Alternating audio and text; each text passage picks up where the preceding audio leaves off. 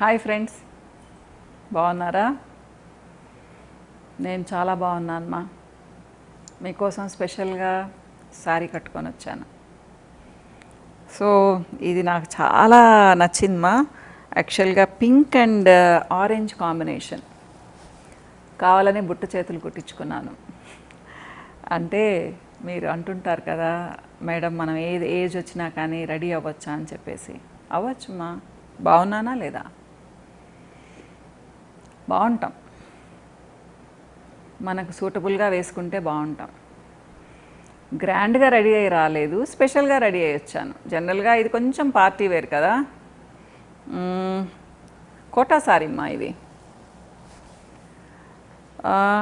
ఇక మామూలు కబుర్లు చెప్పేశాను కదా. లాస్ట్ టైం ఒక వీడియో ఇచ్చాను అత్తమ్మతో. అప్పుడు ఒక అమ్మాయి అడిగింది, యాక్చువల్గా what was the motive for your channel ma'am అని చెప్పేసి అడిగింది. ఆంటీ అని అడిగినట్టుంది. అంటే మీరు అసలు ఈ ఛానల్ ఎందుకు పెట్టుకున్నారు అని అడిగింది. అంటే తనకు అర్థం కాలేదో మరి, అది సర్కాస్టిక్గా అనిందా అర్థం కాలేదో నాకు తెలీదు. నేనైతే ఆన్సర్ ఇవ్వదలుచుకున్నాను. యాక్చువల్గా ఎప్పుడో ఫస్ట్లో చెప్పాను మీకు. నేను ఎప్పుడమ్మా 2019లో పెట్టాను ఈ ఛానల్ని.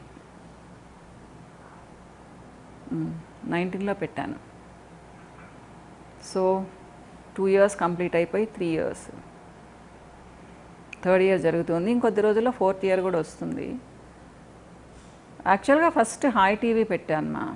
హాయ్ టీవీ నాది కాదు, వేరే వాళ్ళకి ప్రోగ్రామ్స్ ఇచ్చేదాన్ని. తర్వాత బాగుంది అనిపించి నేను తీసేసుకున్నాను హాయ్ టీవీని.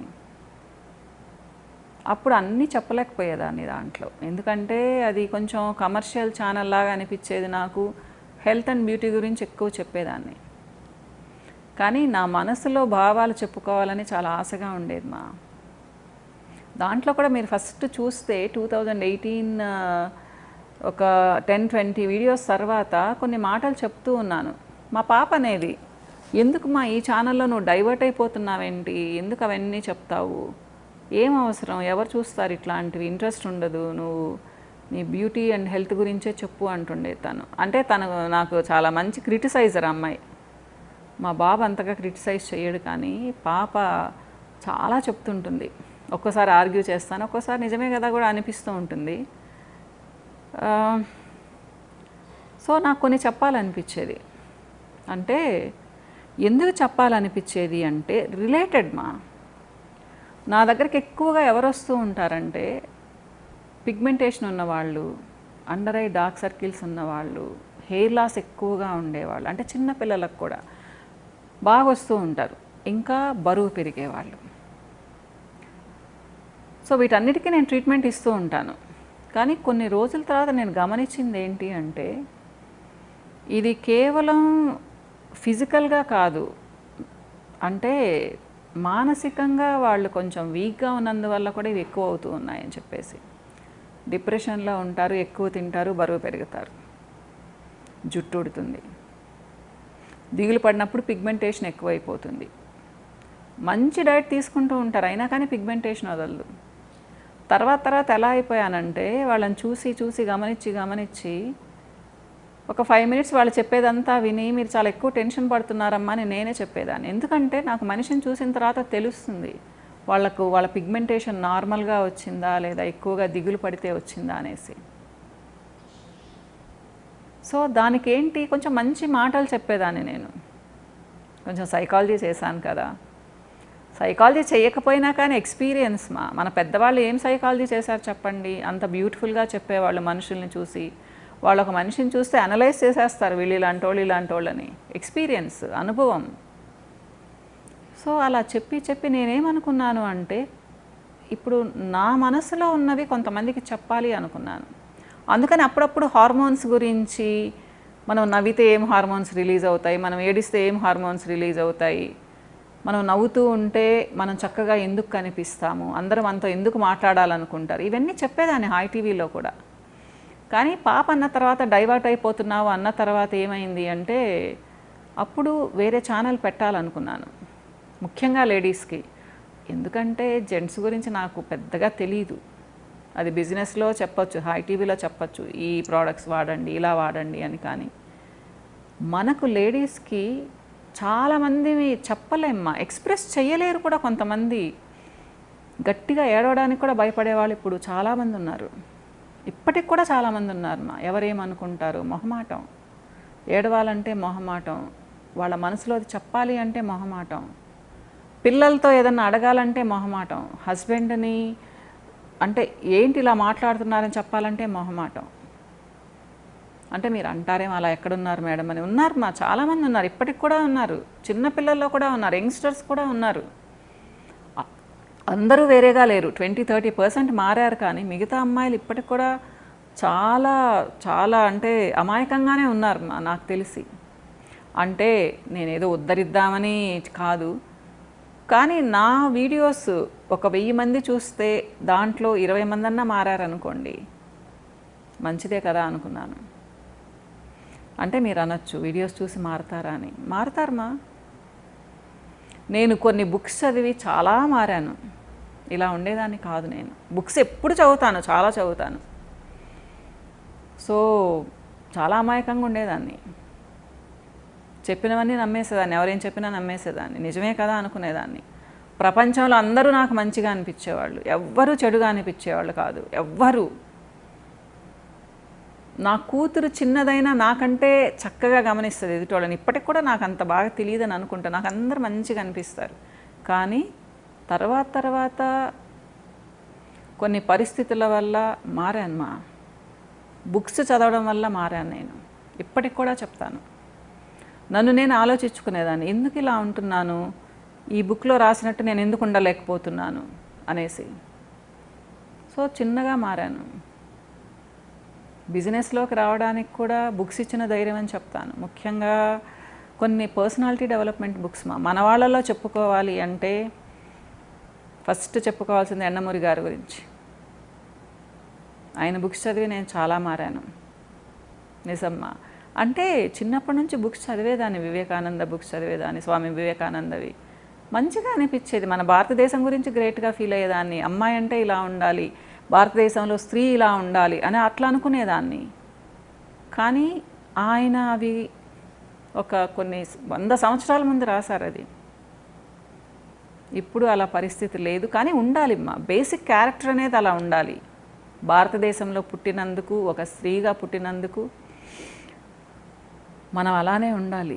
కానీ మనం కొన్ని మాటలకి నో అని కూడా చెప్పుకోగలగాలి. ఇది నేను ఎండమూరి గారి బుక్ చదివి మారాను, సీరియస్గా. సో అది మారడానికి నాకు కొన్ని సంవత్సరాలు పట్టింది అనుకోండి. ఇంకా చాలామందివి చదివాను మా నేను. పట్టాభిరామ్ గారివి చదివాను, తర్వాత ఇంకా డెల్ కార్నెగీ బుక్స్, ఇవన్నీ డెవలప్మెంట్ అంటే పర్సనాలిటీ డెవలప్మెంట్ బుక్స్ మా. శివ్ ఖేరా బుక్స్ చదివాను, రాబిన్ శర్మ బుక్స్ చదివాను. చాలా ఎక్కువ చదువుతాను, ఇప్పటికి కూడా చదువుతూనే ఉంటాను నేను బుక్స్. మారచ్చు మా, మనల్ని మనం మార్చుకోవచ్చు. సో మంచిగా ఎవరైనా చెప్పారనుకోండి, మాటలు విని కూడా మారచ్చు. మా జనరేషన్లో ఎప్పుడు నువ్వు అమ్మాయి ఇలా ఉండు, ఎవరికి ఎదురు చెప్పకు, ఎవరికి నోరెత్తకు, పుట్టింటికి భర్తగారింటికి వెళ్తే ఇలానే ఉండాలి, ఏది అడగకూడదు, హస్బెండ్ ఏమన్నా గమనం ఉండాలి, ఇలానే నేర్పించారు మాకు. ఇప్పుడు అంటే రెబల్ అయిపోయామని నేను చెప్పడం లేదు, అలా ఉండడం చాలా మంచి అనుకునేవాళ్ళం, చాలా గొప్ప అనుకునేవాళ్ళం. కానీ కాదుమ్మా, ఇవి చెప్పాలనుకున్నాను నేను. ఎందుకంటే ఆడవాళ్ళుగా ఎందుకు పుట్టామని ఇప్పటికి కూడా చాలామంది అనుకుంటూ ఉంటారు. ఎందుకమ్మా, చాలా గ్రేట్. మనము అమ్మాయిగా పుట్టినందుకు చాలా గ్రేట్గా ఫీల్ అవ్వాలి. అది మనకు ఎప్పుడు వస్తుంది? ఆ గ్రేట్నెస్ మనకు ఉంటుంది అని తెలిసినప్పుడు వస్తుంది. అంటే నేను చెప్తే తెలుస్తుందా అని కాదు, కొంతమందికి తెలుస్తుందా. నా దగ్గరకు వచ్చేవాళ్ళు చెప్తూ ఉంటారు, వేస్ట్ మేడం, అమ్మాయిగా పుట్టినందుకు చాలా ఫీల్ అవుతున్నాము అని. ఎన్నో గ్రేట్ క్యారెక్టరిస్టిక్స్ ఉన్నాయి మనకి. అవన్నీ వదిలేసి ఎవరైనా ఒక మాట అంటే ఏడుస్తూ ఉంటాం. అలాంటి వాళ్ళకి ధైర్యం చెప్పాలనుకున్నాను నేను కొంచెం. సో నేను సక్సెస్ అయ్యానా లేదా అనేది నాకు కరెక్ట్గా తెలియదు. కానీ కొంతమంది వచ్చి చెప్తూ ఉంటే, మేడం మీ వీడియోస్ వల్ల మేము చాలా మారాము అనేసి చాలా మంచిగా అనిపిస్తుంది మా. పెట్టి మంచి పని చేశాను అనిపిస్తుంది. సో చాలామంది వెనక్కి లాగారు, రెండో ఛానల్ ఎందుకు, ఎవరు చూస్తారు, అనవసరం, అట్లా ఈ మాటలు చెప్తే ఎవరు వింటారు అని. కానీ నేను అనుకున్నాను నాకు ఒక 2000 మంది ఉన్నా కానీ చాలు అనుకున్నాను. కానీ మీ అభిమానం చాలామందే వచ్చేసారు. పెట్టిన ఒక నెలలోనే చాలామంది వచ్చేసారు. మారిపోతున్నామ్మా మనం. పెద్దవాళ్ళు లేరు మనకు చెప్పేదానికి. అమ్మమ్మలు, తాతయ్యలు, నానమ్మలు, అవ్వలు లేరు. ఎంతసేపటికి ముందుకెళ్ళండి, మీరు అంత సంపాదించండి, ఇంత సంపాదించండి, అందరిలో స్పెషల్గా ఉండండి, ఇలానే బుక్స్ వస్తున్నాయి చెప్తూ ఉన్నారు. నిజమే, సంపాదించాలి. కానీ ఎందుకోసం సంపాదించాలి? మనం సంతోషంగా ఉండడానికి సంపాదించాలి. ఆ సంతోషం అనేది ఎప్పుడు వస్తుంది? మనకు మనం మారినప్పుడు వస్తుంది. మార్పు రావాలిమ్మా. నేను అందుకని ట్రై చేస్తూ ఉన్నాను. అందరినీ మారుద్దామని కాదు. హ్యూమన్ రిలేషన్స్, మానవ సంబంధాలు బాగుండాలి. అన్నతో బాగుండాలి, తమ్ముడితో బాగుండాలి, చెల్లెలతో, అక్కతో బాగుండాలి, మన తోడికోడలతో బాగుండాలి, మన ఆడబడుచులతో బాగుండాలి, వాళ్ళ పిల్లలతో బాగుండాలి, కజిన్స్తో బాగుండాలి కదా. ఎప్పుడు నా వీడియోస్ చూస్తే నేను ఎప్పుడు చెప్తాను, డబ్బుకు చాలా వాల్యూ ఇవ్వాలి, కానీ మనుషులకు అంతకంటే ఇవ్వాలి. ఎందుకంటే ఎంత సంపాదించినా మన చుట్టూ ఒక 10 మంది లేకపోతే దేనికిమ్మా? పెద్ద పెద్ద బిల్డింగ్స్లో ఉండి కోట్ల కొద్దీ, 100 కోట్లు, 1000 కోట్ల ఆస్తులు ఉన్నా కానీ మనకంటూ ఎవరు లేకపోతే ఏం చేసుకుంటాం కదా. మనకి ఇంతమంది మనల్ని అభిమానించే వాళ్ళు ఉన్నారు అంటే చాలా సంతోషం. నా మోటివ్ ఇది. అందుకని అందరినీ పరిచయం చేస్తూ ఉంటాను, మా వాళ్ళందరినీ. నేను గ్రేట్గా చెప్పుకుంటాను. నేను ఎవరైనా ఏమన్నా అన్నా కానీ పట్టించుకోను. మొహాన్ని అడిగేస్తాను, ఏంటి ఇలా చేసావు, నాకు నచ్చలేదు అని చెప్తాను. నెక్స్ట్ సెకండ్ బాగుంటాను వాళ్ళతో, మనసులో పెట్టుకోను. సో నచ్చుతుంది అందరికీ అదే. అలా ఉండటం మంచిదే కదా. సో నా కజిన్స్ అందరితో బాగుంటాను, మా వారి కజిన్స్ అందరితో బాగుంటాను, అందరూ ఇష్టంగా ఉంటారు. సో ఇక్కడ ఒకళ్ళు అడిగారు, మేడం అంటే దీంట్లోనే ఉండింది, మన సొంత బంధువుల్లోనే మన ముందేమో బాగుంటారు, వెనకాలంతా మన గురించి చెడుగా మాట్లాడుకుంటారు, జలసీతో ఉంటారు, ఇలాంటి వాళ్ళతో సంబంధాలు అవసరమా అన్నారు. ఇది చాలా టఫ్ క్వశ్చన్ అంటే సందర్భాన్ని బట్టి ఉంటుంది, మీకుండే క్లోజ్ రిలేషన్ని బట్టి ఉంటుంది కదా. ఇది ఇంకొక రోజు మాట్లాడుకుందాం. ఎందుకంటే ఇది కూడా ఒక 10 minutes అన్నా మాట్లాడాల్సి వస్తుంది. ఇప్పటికే చాలా టైం అయిపోయినట్టుంది. సో ఒక అమ్మాయి అడిగింది కదా, నా మోటివ్ ఏంటి అంటే, మర్చిపోతున్న మన మానవ సంబంధాలని కొంచెం అన్నా గుర్తు చేద్దామని, మనం కొంచెం స్టైల్గా కనిపిద్దామని, ఏ ఏజ్లో అయినా స్టైల్ మెయింటైన్ చేద్దామని, ఆడవాళ్ళైనంత మాత్రాన ఏడుస్తా కూర్చోకూడదని, ఇంట్లో కూడా మనకంటూ ఒక గుర్తింపు ఉండాలని. ఇంట్లో గుర్తింపు తెచ్చుకున్నాము అంటే సమాజంలో కూడా అంతో ఇంతో గుర్తింపు ఉంటుంది. పిల్లలతో చక్కగా ఉండాలని, ఎట్ ద సేమ్ టైం పిల్లలు మనకు వాల్యూ ఇచ్చేటట్టుగా ఉందామని, ఇవన్నీ చెప్పాలని. అంటే నేనేదో టీచ్ చేద్దామని కాదమ్మా, నా మనసులో భావాలు చెప్పాలని. కొంతమందికి తెలియదుమ్మా. సో నావి విన్నప్పుడు కొంచెమన్నా ఇంతన్నా ఆలోచిస్తారు కదా, అందుకు పెట్టాను ఈ ఛానల్. ఇంకా నాకు సారీస్ ఇష్టము, మనం చక్కగా రెడీ అవుదామని, మనకున్నంతలో చిన్న చిన్న జ్యువెలరీ కొంచెం పొదుపు చేద్దామని, ఇల్లు ముచ్చటగా పెట్టుకుందామని, మంచి వంటలు కూడా చూపిద్దాం అనుకున్నాను కానీ అది కుదరడం లేదు. ఫ్యూచర్లో చూపిస్తాను. ఓకేనమ్మా, ఇది నా మోటివ్, అందరం బాగుండాలనేసి. ఇంకో వీడియోలో కలుస్తానమ్మా. బాయ్.